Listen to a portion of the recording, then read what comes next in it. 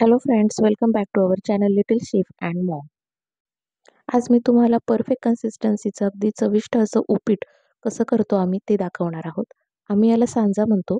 काही ठिकाणी याला उपीट, उपमा असे वेगवेगळे नावं आहेत.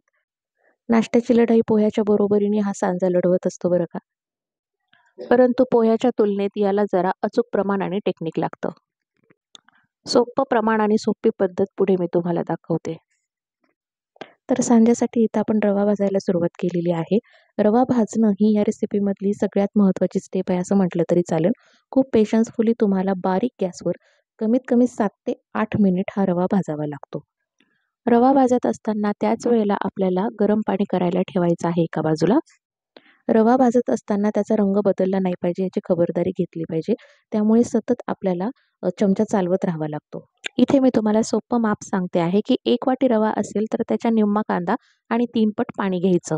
ज्या वाटीने रवा घेतला आहे त्याच वाटीने 3 पट पाणी वापरायचं आणि कट केलेला कांदा अंदाजानेच रव्याच्या निम्मा दिसेल इतपत घ्यायचा. रवा भाजत असताना त्यामध्ये 2 चमचे तेल टाकून मग तो भाजायचा. म्हणजे रवा अगदी छान फुलतो पाणी टाकल्याच्या नंतर. ही स्टेप तुम्ही अजिबात स्किप करू नका.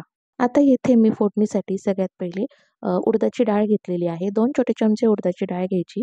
खरपूस रंगावरती ती तळून रव्यामध्ये बाजूला काढून घ्यायची. त्याच पद्धतीने इथे आपण शेंगदाणे सुद्धा बारीक गॅसवरती खरपूस असे तळून घेतलेले आहेत आणि ते रव्यामध्ये काढून घेतलेले आहेत.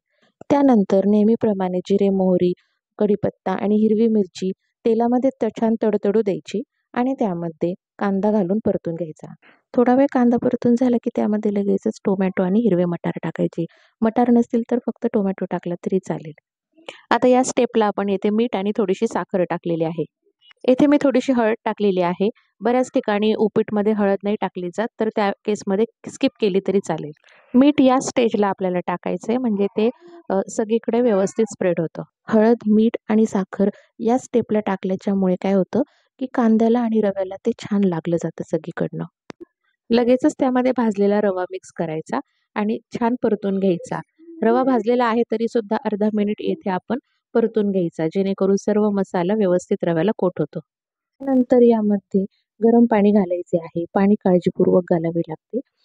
रवा बऱ्यापैकी तडतडायला लागतो पाणी टाकताच. पाणी टाकल्यानंतर लगेचच याला आपल्याला ढवळायला सुरुवात करावी लागते कारण की रवा खाली लगेचच तळाशीच जाऊन बसतो. तर याला सतत ढवळत राहायचं. कधीपर्यंत तर यातलं पाणी आटेपर्यंत. पाणी आटता क्षणी याच्यावर आपल्याला झाकण ठेवायचं आहे म्हणजे गरम रवा हातावर उडत नाही. मिनिटभर झाकण ठेवल्याच्या नंतर त्यातलं पाणी व्यवस्थितपणे रवा सगळं सोक करून घेतो. हे पाण्याचं आणि रव्याचं प्रमाण अगदी परफेक्ट आहे. त्यामुळे अजिबात तो खूप सैलसर किंवा दाटसर होत नाही. बिलकुल गाठी वगैरे ह्या पद्धतीने केलं तर होत नाही. थोडीशी कोथिंबीर टाकून याला पुन्हा एकदा एकजीव करून घ्यायचं. अगदी मऊसूत छान असं उपीट या पद्धतीने केलं तर तयार होतं.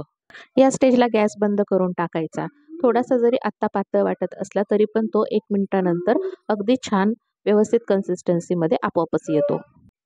हेल्दी अशा या नाश्त्याची बनवण्याची आमची पद्धत तुम्हाला आवडली असेल आणि व्हिडिओ बघायला छान वाटला असेल तर नक्की लाईक करा. नवीन असाल तर चॅनलला सबस्क्राईब करून आम्हाला सपोर्ट करा. Thank you very much.